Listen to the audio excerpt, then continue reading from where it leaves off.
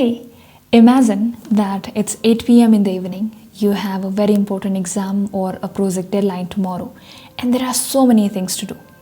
What do you usually do in such situation? I would find myself scrolling through the mobile phone or watching an episode of CID probably in such situation.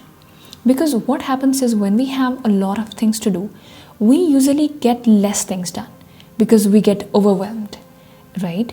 If this is somehow your story, then you are not alone. But what if I told you that there is a framework, 7 habits to be exact, that can make you a very effective person and that can turn you from overwhelmed to unstoppable.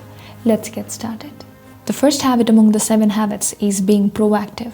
Being proactive means taking responsibility of your life. Let's say you have something to be done by tomorrow evening. The reactive approach would be to say that I will get started tomorrow morning. Or it would be to push the task further until it gets really stressful. But the proactive approach would be to start today, right now. There might be very little that you will be able to do today, but you still get started. That's being proactive. The second habit is related to forming the right goals. It says start with the end in mind. If we do not know where we eventually want to reach, then it's really difficult to stay in the right direction, right? So the second habit says that whenever you are doing something, you must know where you want to reach or what do you want to do in the end. And that can really keep us motivated and stay in the right direction. For example, if you have a plan of starting a business and getting rich, you can imagine the financial statements that shows a lot of profit and you can start planning backwards. What would be the right steps to take in order to fulfill that purpose? And that is what the habit says. Start with the end in mind. The third habit says first things first. There might be several things that we need to be doing in our life, and we might sometimes not be able to decide what to do first and what to skip for now.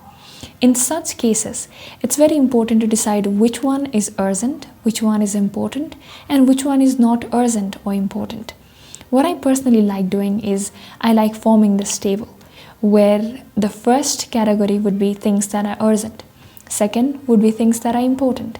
Third would be things that are not urgent. Fourth would be things that are not important. If there is something that falls under urgent and important, I give that task the first priority. If there is something that's urgent that needs to be done right now but might not be really important in a longer run, I still keep them in my second priority. I do that thing second.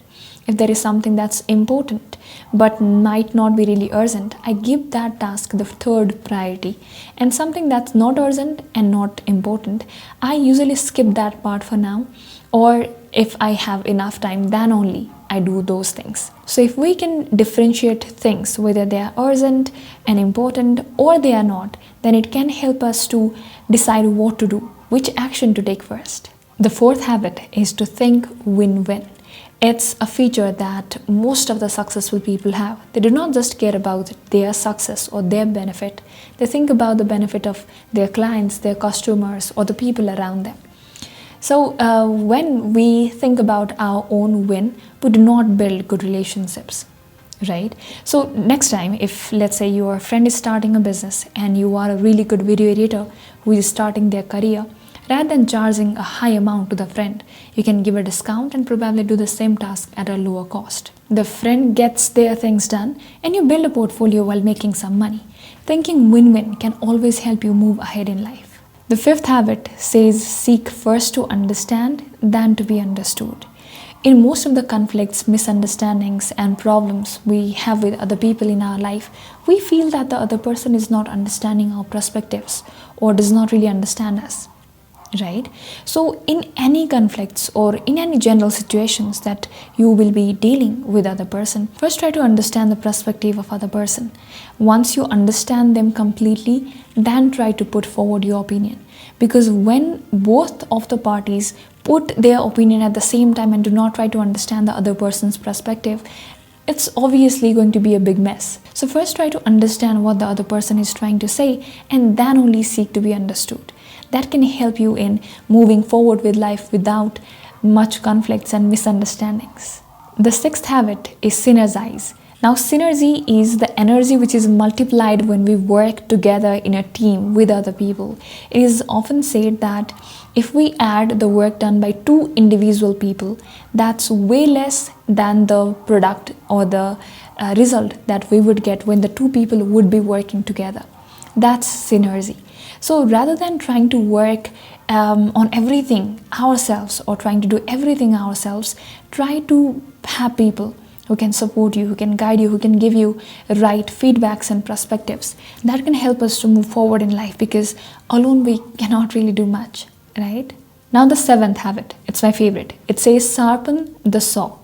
Let's say we are trying to cut down a tree, but the saw is not very sharp. What we will do is we will end up working really hard to cut the tree, but the result will be very less effective, right? In the similar manner, in life, at times we work really hard, but focus really less on ourselves, on our skills, on our abilities and knowledges.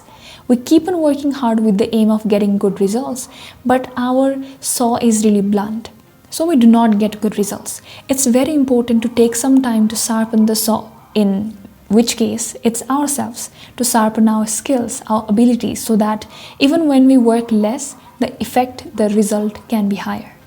So there you have it, 7 habits that can transform your life. That's all for today, but before you go, if you want to stay connected and learn more, do not forget to subscribe to the channel. Have a nice day, and I'll see you in the next one.